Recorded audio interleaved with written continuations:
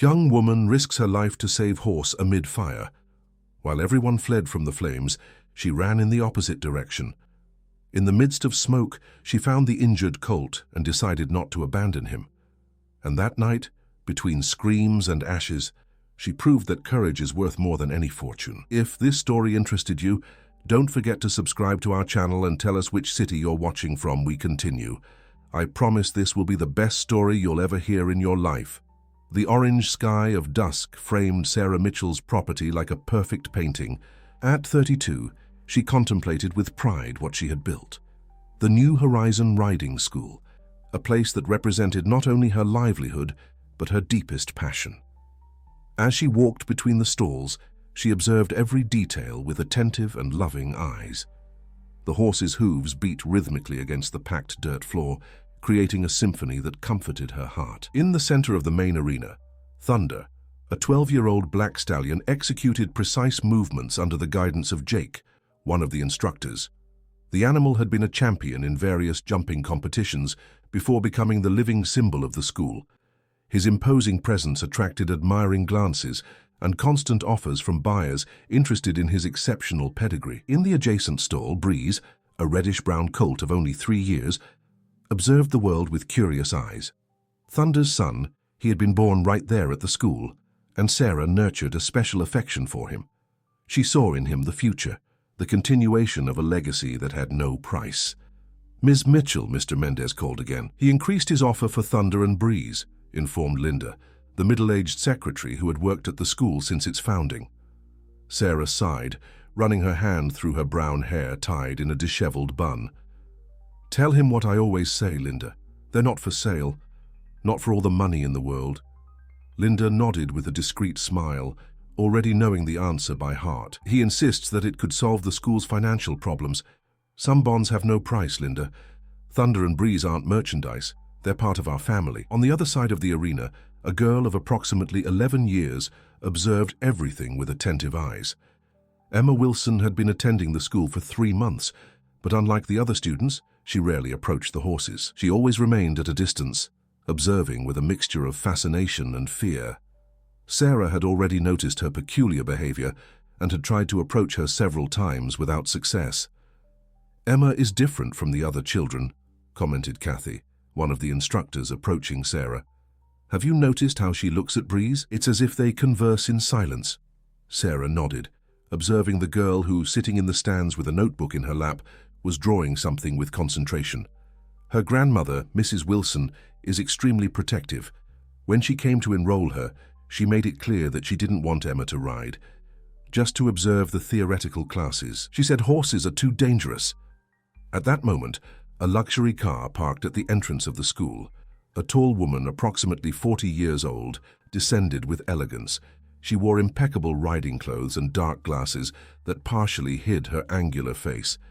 She walked like someone who knows every inch of the ground they step on. "Who is that?" asked Kathy, intrigued. Sarah narrowed her eyes, trying to recognize the visitor. "I don't know, but we'll find out." The woman approached with a studied smile. "Sarah Mitchell. I'm Christine Walters. Perhaps you've heard of me." The name caused an immediate click in Sarah's memory. Christine Walters had been a renowned athlete in the equestrian circuit until an accident abruptly ended her career about 5 years ago. Since then, she had become a dealer in elite horses, exporting animals for international competitions. "Of course, welcome to New Horizon," Sarah responded, politely extending her hand. "What brings you here?" "I heard about your stallion, Thunder, and especially about his son, Breeze. They say the colt has extraordinary potential." Christine smiled, revealing perfectly aligned teeth. "I'm looking for new talent for a very special client." Sarah maintained a diplomatic smile, but felt a tightness in her chest. "I'm afraid you're wasting your time, Mrs. Walters. Neither of them is for sale." Christine laughed softly. "Everything in this life has its price, dear. It's just a matter of discovering what it is." She looked around, analyzing the facilities with critical eyes. "Your school is charming, but I see it could benefit from some investments." Before Sarah could respond, they were interrupted by a scream. In the arena area, Emma had approached Breeze's stall and, surprisingly, was extending her hand through the bars to touch the colt's muzzle. Mrs. Wilson, who had just arrived to pick up her granddaughter, was running in her direction with a horrified expression. "Emma Wilson, get away from that animal immediately." The grey-haired lady with a rigid posture pulled the girl by the arm with disproportionate force. "What did I tell you about approaching horses? They are dangerous." "But Grandma Breeze is my friend," Emma protested with tears in her eyes. "He would never hurt me." Sarah quickly approached, trying to calm the situation. "Mrs. Wilson, there was no danger at all. Breeze is extremely docile and—" "Don't tell me how to raise my granddaughter, Miss Mitchell," interrupted the lady coldly. "Emma is here only to learn theory, as we agreed. If you can't guarantee that, we'll have to reconsider her enrollment." Sarah watched sadly as the grandmother dragged Emma out, while the girl looked back, seeking a last glimpse of Breeze. The colt whinnied softly, as if feeling the separation. Beside her, Christine Walters observed the scene with calculated interest. "Interesting," she murmured. "The colt seems to have a special connection with the little girl."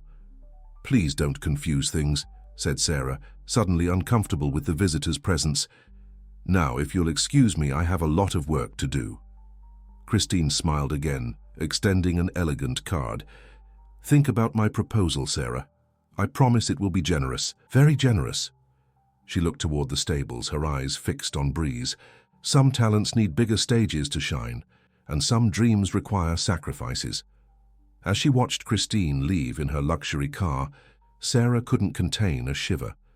There was something predatory about that woman, something that went beyond business. She put the card in her pocket, with no intention of using it, and returned to the stables. That night, after everyone had left, Sarah remained seated near Breeze's stall, caressing his silky mane. "Don't worry, boy. Nobody's going to take you away from here," she whispered. "You belong to this place, and some belongings don't have a price." Outside the property, Emma was sneaking silently along the side fence. With an apple in her hand and her heart racing, she walked toward the stables. This wasn't her first secret visit. For weeks, the girl had been escaping her grandmother's vigilance for these clandestine meetings with Breeze. "Hi, friend," she whispered as she approached the stall. The colt whinnied softly, recognizing her immediately. "I brought something for you." As she offered the apple, Emma didn't notice she was being watched. From inside a dark car parked on the dirt road leading to the school, Christine Walters watched the scene with a satisfied smile.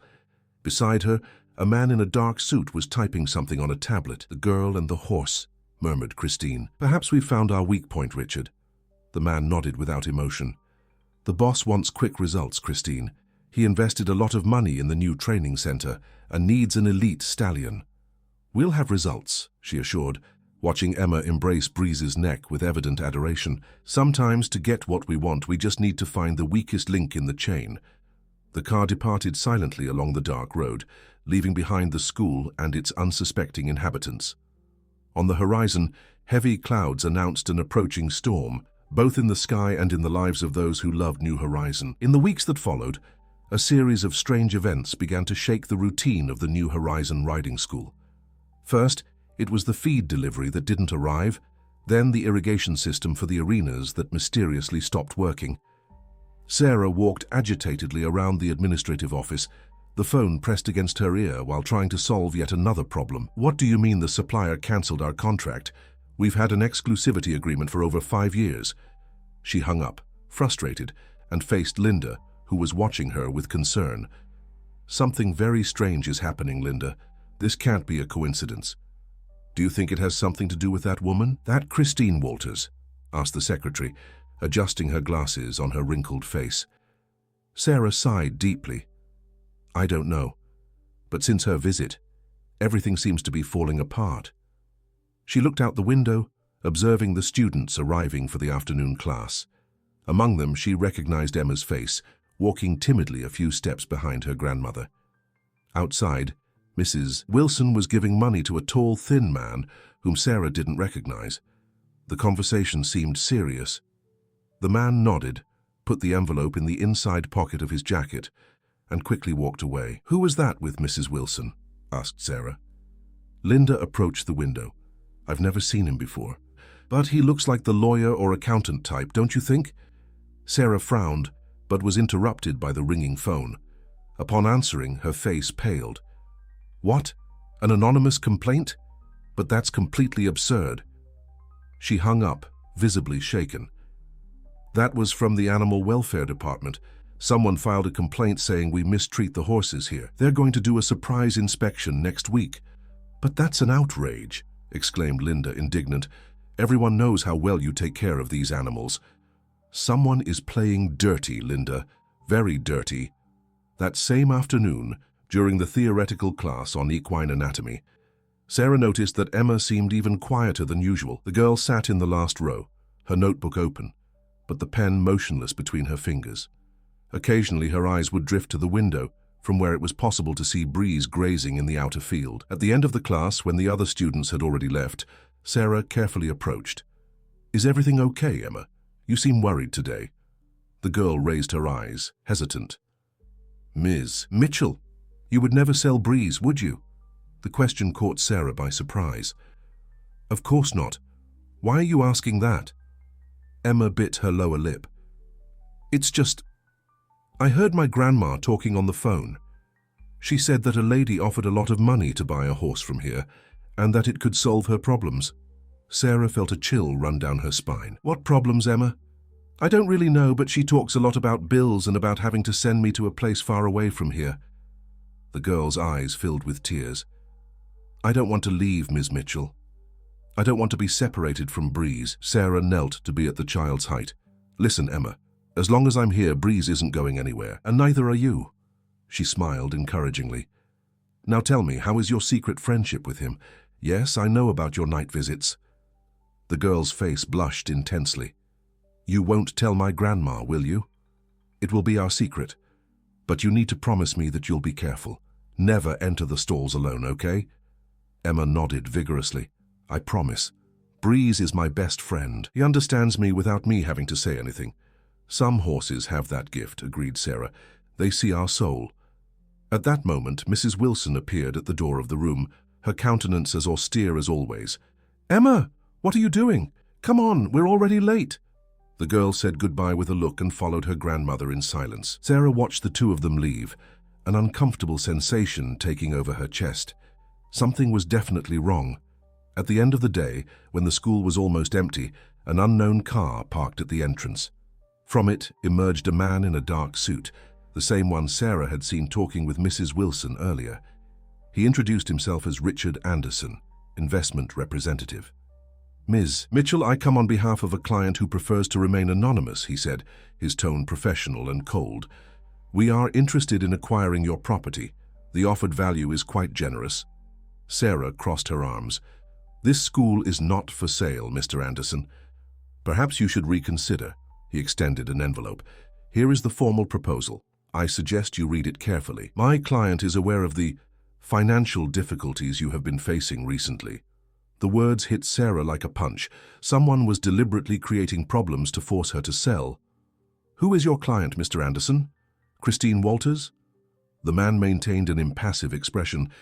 "As I said, my client prefers anonymity at this moment, but I can guarantee that he has the necessary resources to make a smooth transition."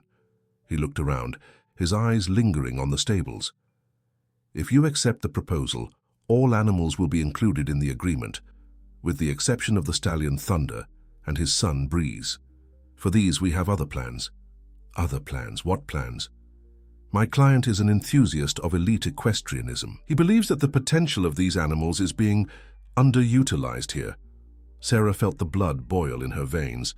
"Get off my property right now, Mr. Anderson, and tell your client that neither the school nor my horses are for sale, at any price." He smiled slightly, leaving the envelope on the table. "The offer remains valid for 1 week. After that, the conditions may not be so favorable." When the car drove away, Sarah opened the envelope with trembling hands. The amount offered was absurdly high, far above the market value of the property. At the end of the document, an additional note mentioned that all employees would be retained, except for those who demonstrate resistance to the new administration. "It's a veiled threat," she murmured to herself. That night, Sarah stayed late in the office, reviewing the accounts and trying to find a solution to the financial problems that were accumulating.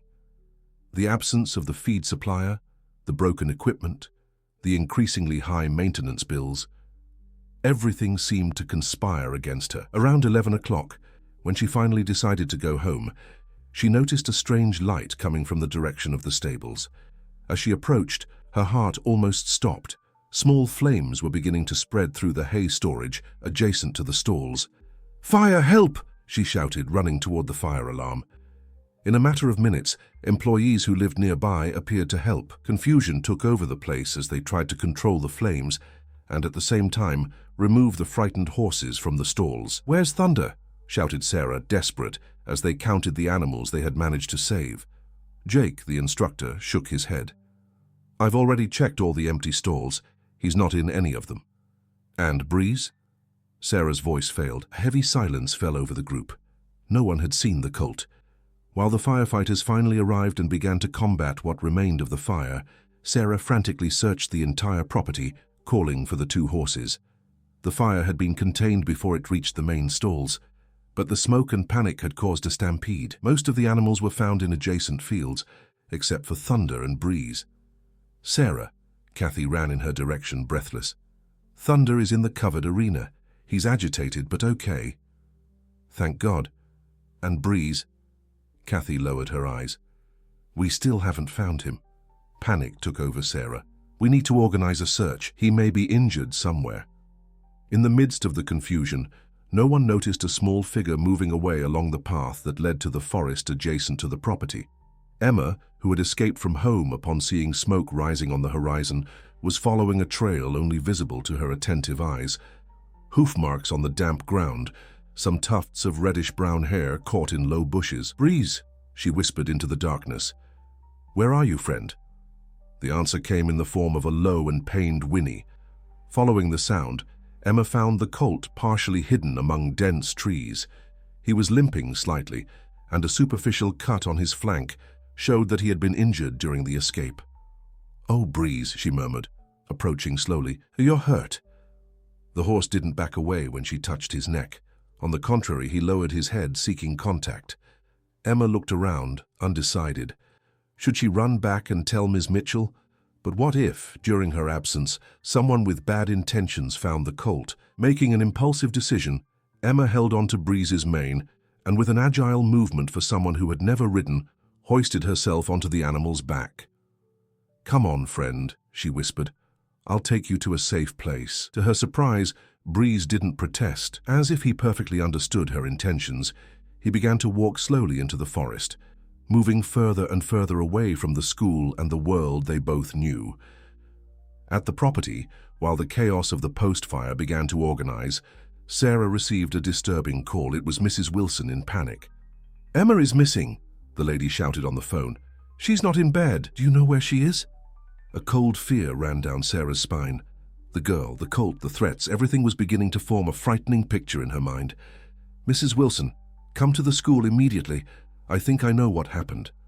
While waiting for the grandmother's arrival, Sarah observed in the distance the first rays of sun rising on the horizon. A new light illuminated the damaged property, but Sarah could only think about the darkness that seemed to close over her future, and that of all she loved. The morning that followed the fire brought not only the clarity of the sun, but also the harsh reality of the damage. Sarah, with deep dark circles and her face marked by soot, walked among the ruins of the hay storage, while police officers and forensic experts examined the site.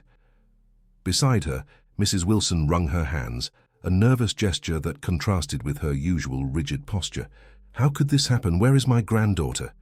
The elderly lady's voice trembled. "Emma has never left home during the night before." Sarah tried to stay calm, although her own heart was racing.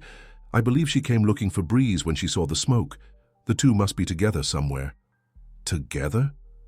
Mrs. Wilson seemed momentarily confused, but she barely approaches horses. "There are many things about Emma that you don't know," replied Sarah, softening her tone so as not to sound accusatory. "She and Breeze have developed a special connection. I've been observing this for weeks." The grandmother's expression oscillated between surprise and indignation. Before she could respond, they were interrupted by a police officer who approached with a grave expression. "Ms. Mitchell, we found something you should see." Near the point where the fire had started, the officer pointed to glass fragments and a strong smell of fuel. The fire wasn't accidental. Someone used an accelerant and broke the lamps to simulate a short circuit. Sarah felt the blood freeze in her veins. "Are you saying it was intentional?" Sabotage? Everything indicates so. We'll open a formal investigation.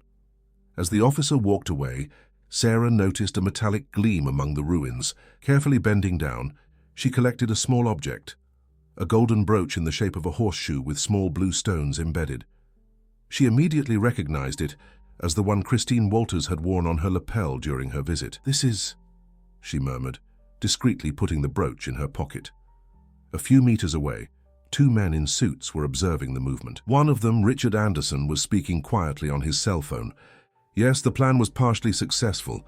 No, the cult wasn't located. The girl is also missing." He paused, listening. "Understood. We'll increase the offer. Her situation is unsustainable now."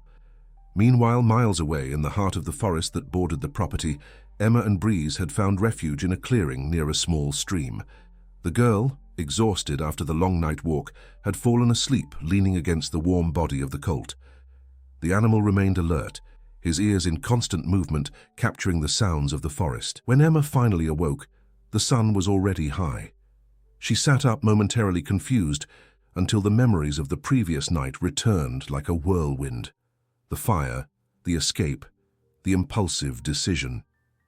"We need to go back, Breeze," she murmured, caressing the animal's neck. "They must be worried about us."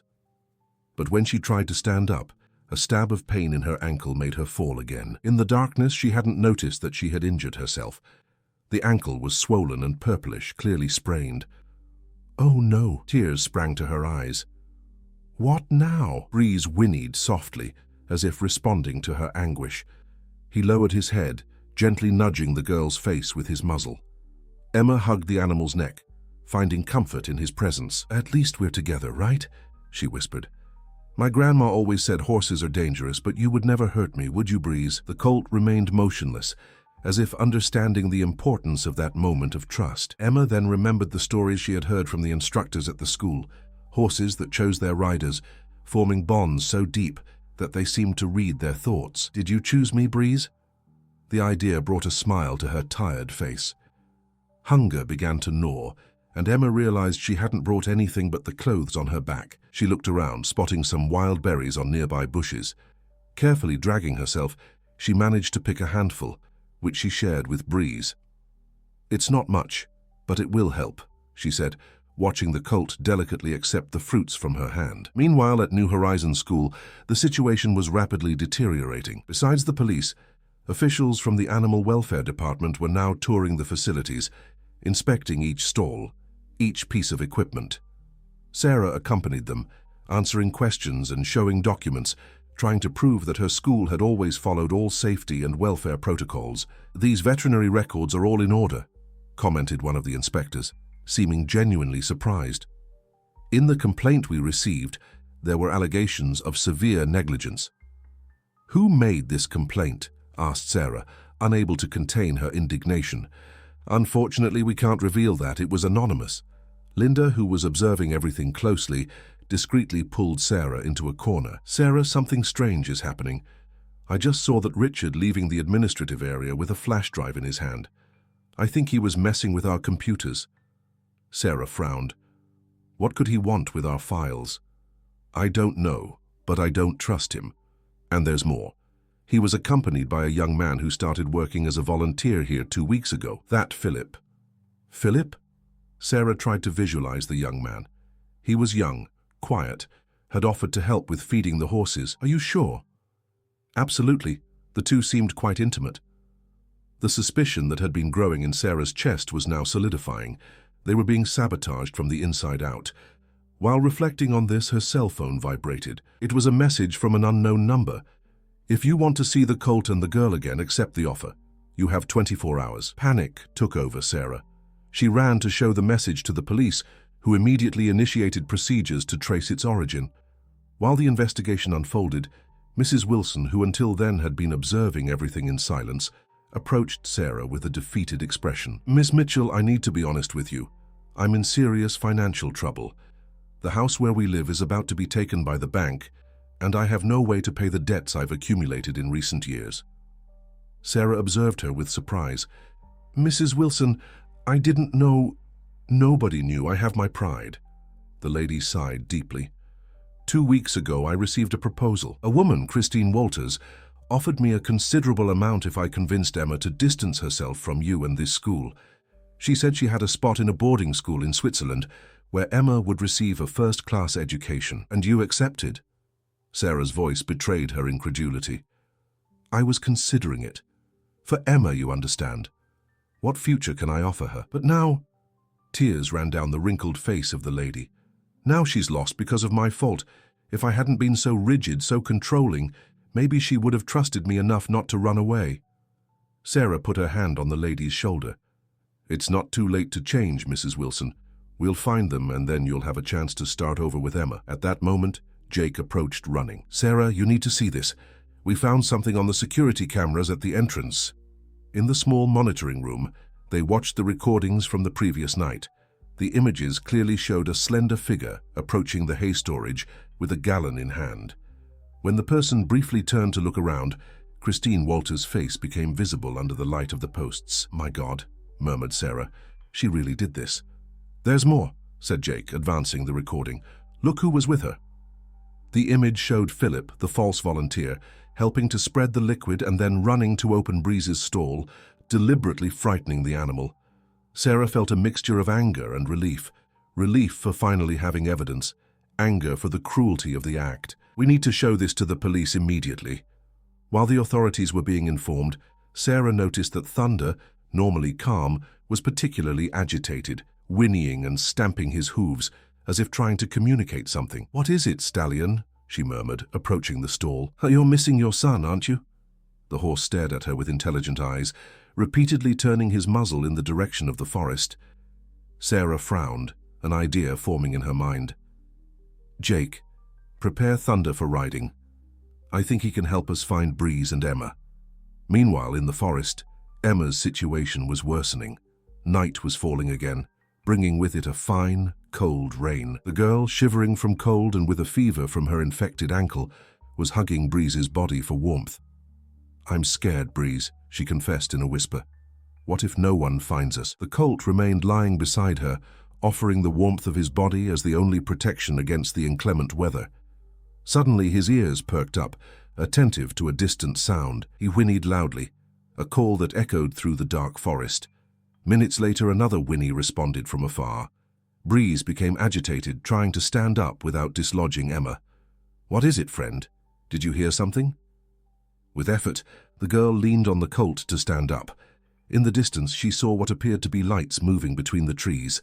Her heart accelerated. Help! She shouted, her voice weak from exhaustion. We're here! Breeze was insistently whinnying now, as if trying to guide the rescuers to them. The lights were approaching closer and closer, until Emma could distinguish human silhouettes, and in front of them, the imposing figure of Thunder being ridden by Sarah. Emma! Sarah's voice echoed through the clearing. Thank God. When they finally met, Emma couldn't contain her tears. Miss Mitchell, I'm so sorry. I just wanted to protect Breeze. I saw strange people near the stable before the fire and was afraid they wanted to hurt him. Did you see who they were? Asked Sarah, while one of the rescuers examined the girl's ankle. A tall, elegant woman, and that new guy, Philip. They were arguing about taking Breeze away. Sarah exchanged significant looks with Jake.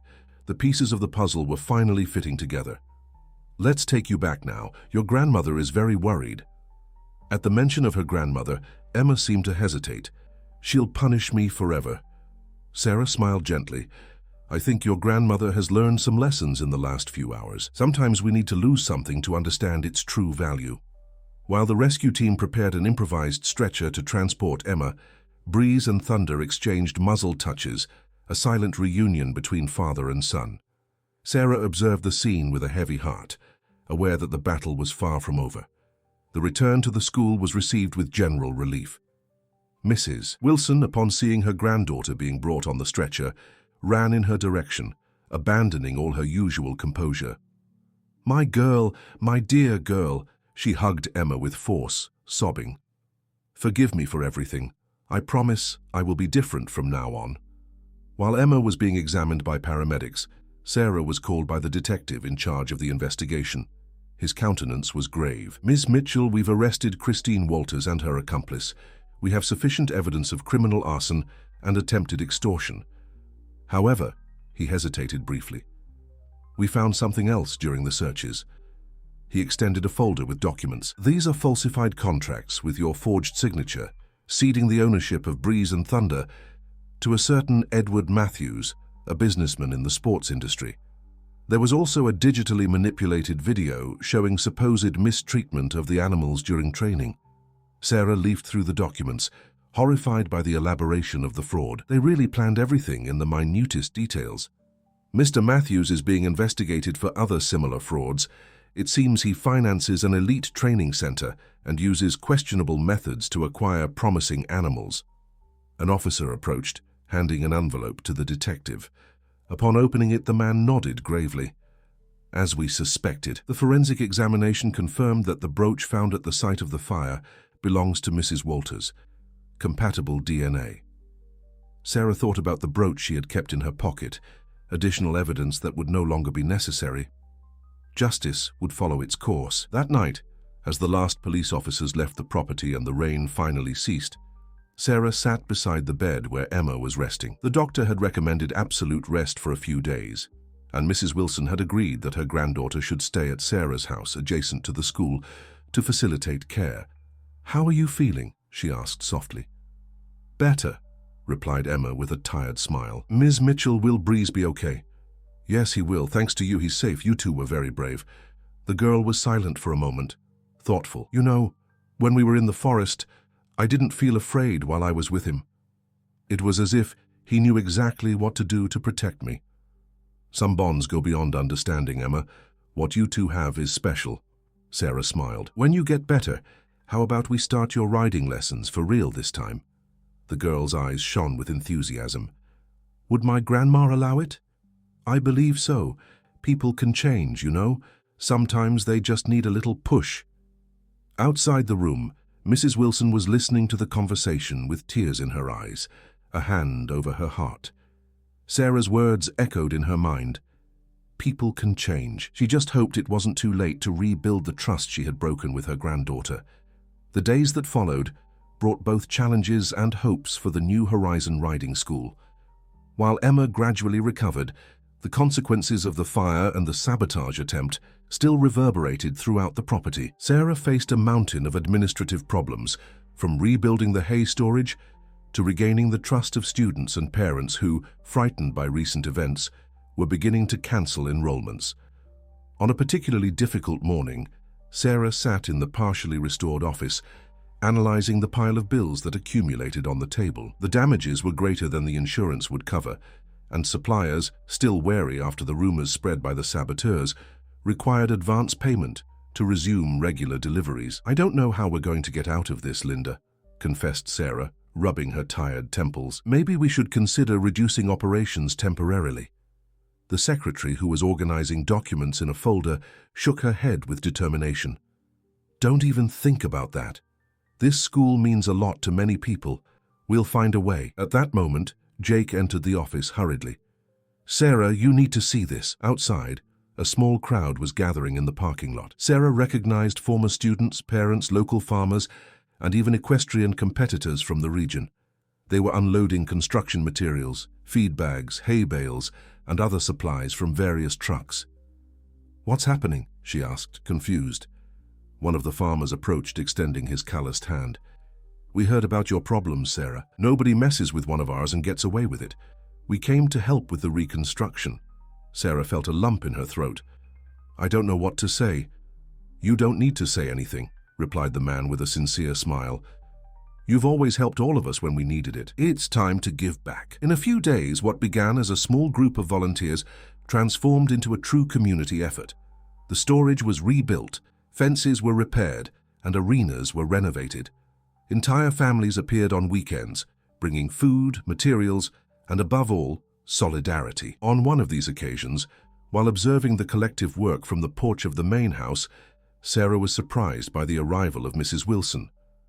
The lady, who in recent weeks had been visiting her granddaughter daily, seemed different. She had abandoned the formal outfits she used to wear, opting for simpler and more comfortable clothes, and her hair, previously always rigidly tied, fell in a loose braid over her shoulder. "Ms. Mitchell," she began hesitantly. "Or rather, Sarah. if you'll allow me the informality, I would like to have a conversation with you." Sarah indicated the chair beside her. "Of course, sit down."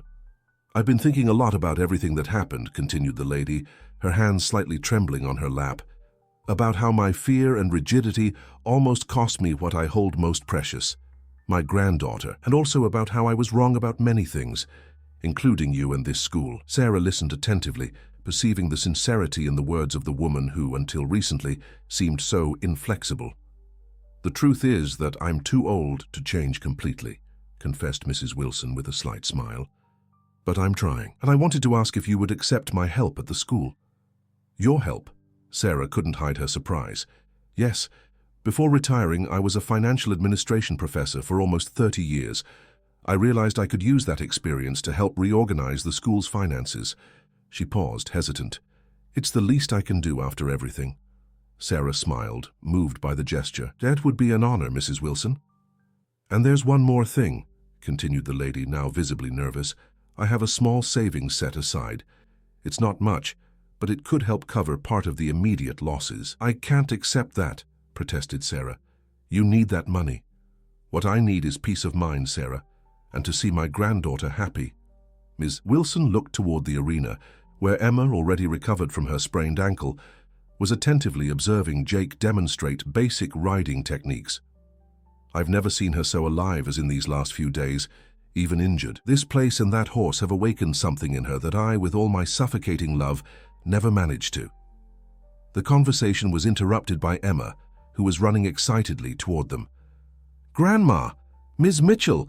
Jake said I can have my first practical lesson tomorrow with Breeze." Mrs. Wilson exchanged a look with Sarah, who nodded encouragingly. "If you feel ready, dear, I completely support it," replied the grandmother, to the astonishment and joy of her granddaughter. Emma hugged her grandmother tightly, tears of happiness shining in her eyes. "Thank you, Grandma. You're the best grandma in the world." The moment of tenderness was interrupted by the arrival of the detective in charge of the investigation. His countenance was serious, but there was a gleam of satisfaction in his eyes. "Ms. Mitchell, I have important news. Christine Walters has confessed everything, not just the fire and the attempted extortion, but also a series of frauds involving the illegal trade of elite horses. The scheme was bigger than we imagined." "And the businessman, Edward Matthews?" asked Sarah. "Arrested last night when trying to leave the country. We found compromising documents in his residence related to at least 5 other cases similar to yours. It seems they had been operating for years, specifically targeting small breeders with promising animals." The news brought a mixture of relief and vindication. Sarah thanked the detective, who promised to keep her informed about the developments of the case. When night fell, the school was unrecognizable. What before was a scene of destruction now showed clear signs of renewal. Sarah walked slowly to the stables, where Thunder and Breeze rested side by side in adjacent stalls. She caressed both, marveling at the resilience of the animals. "You are true warriors," she whispered, "and you are very loved." Days later, as the routine began to normalize, Sarah received an unexpected call. It was a representative of the National Equestrian Federation, who had followed the drama involving the school through the news. "Miss Mitchell, we are organizing a special circuit of competitions for young talents, focused not only on technique, but also on the bond between rider and animal. We would like to invite your student Emma Wilson and the colt Breeze to represent the region." Sarah could hardly believe it. "That's extraordinary. Emma is just beginning her formal training, but the bond between her and Breeze is really special." "That's exactly what we're looking for," replied the representative. "We don't just want perfect technique, we want to show the world the true essence of equestrianism: partnership, mutual respect, trust." When Sarah shared the news with Emma and Mrs. Wilson, the reaction was one of pure joy. The girl who a few months ago barely approached horses now had the opportunity to participate in a national competition with her best friend. "But what if I'm not good enough?" asked Emma, insecurity momentarily clouding her joy. "It's not about being the best, dear," Sarah gently replied. "It's about doing your best with those you love, and in that, you and Breeze are already champions." The following weeks were of intense training. Emma revealed herself to be a dedicated and naturally talented student. What she lacked in experience, she made up for in intuition and sensitivity. Breeze, in turn, seemed to understand the importance of the moment, responding to the young rider's commands with impressive precision for such a young animal. The entire community mobilized around the duo. A local farmer offered a trailer to transport Breeze to the competition. Another donated a complete set of riding equipment. The children from the school made banners and posters of support. It was as if Emma and Breeze's success represented collective redemption after the dark times. On the eve of the competition, while everyone finalized preparations for the trip, Sarah found Emma sitting alone in the stands of the main arena, observing Breeze grazing peacefully under the setting sun. "Nervous?" she asked, sitting beside the girl. "A little," admitted Emma, "but that's not what worries me." "What is it then?" Emma hesitated, biting her lower lip. "It's just, everything changed so fast. A few months ago, I couldn't even approach horses. Now, I'm going to compete nationally. Sometimes I'm afraid of waking up and finding out it was all a dream." Sarah smiled understandingly.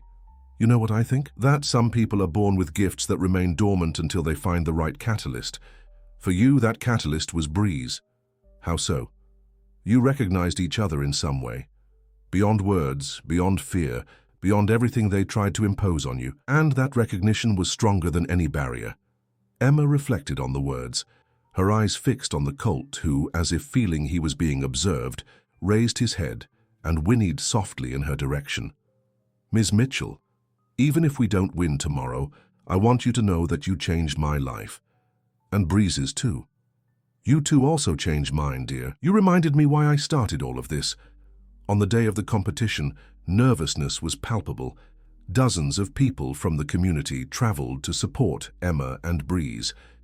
Mrs. Wilson, dressed in a colorful outfit she would never have worn months before, proudly carried a banner with the names of her granddaughter and the colt. When the moment of the presentation arrived, a respectful silence took over the arena.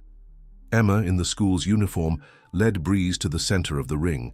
She took a deep breath, feeling the weight of the moment, but also the confidence that emanated from the animal beneath her. "Let's go, friend," she whispered, "together as always." The presentation went far beyond what anyone could expect from a beginner and such a young colt. There wasn't the perfect technique of the experienced competitors, but there was something rarer and more precious. An absolute harmony, a silent communication, a coordinated dance that seemed to transcend formal training.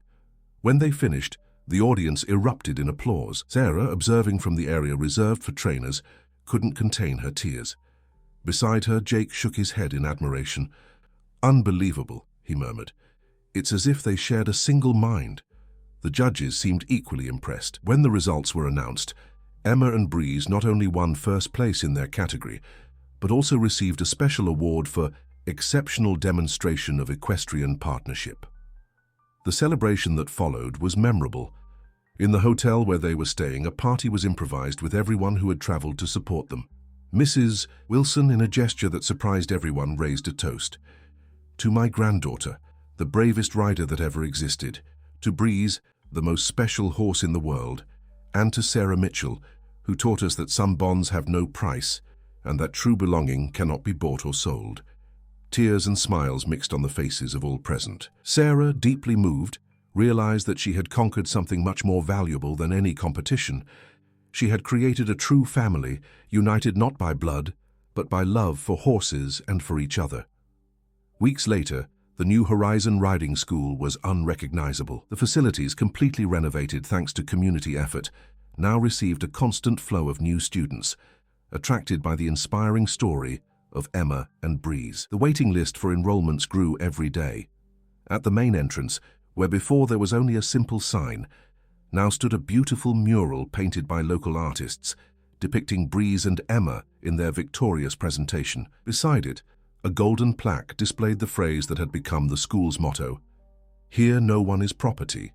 Here everyone belongs." On a sunny afternoon, while supervising classes in the main arena, Sarah received a special envelope. It was a formal invitation from the International Equestrian Federation for Emma and Breeze to participate in an international competition in France, representing the United States.